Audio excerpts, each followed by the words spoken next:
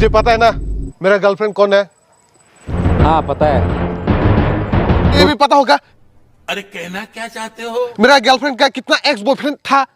अभी हाँ बिना ब्रा पहने वाला बॉसरी के।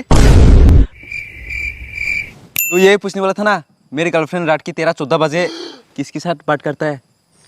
अब ये बता कालिया, तेरा मागी क्लास 10 में कितना मार्क मिला था रे? नहीं मालूम। 3-14। 3-14? मुझे तो बोला था 1-14। ये मेरा थरके अभी तक क्यों नहीं आया? मेरा थरके जरूर आएगा।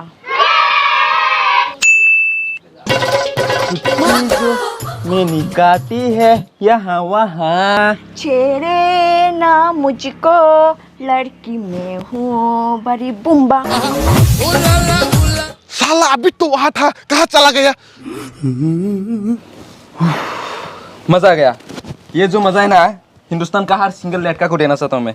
अच्छा। उफ, वैसे प्लेयर अच्छा था, 2 मिनट पे आउट। क्या डाल भी लिए?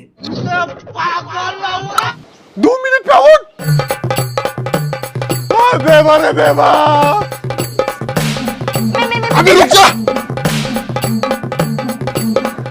मुझे लगा मेरे सर पे 9 नंबर लगा देता, बस गया।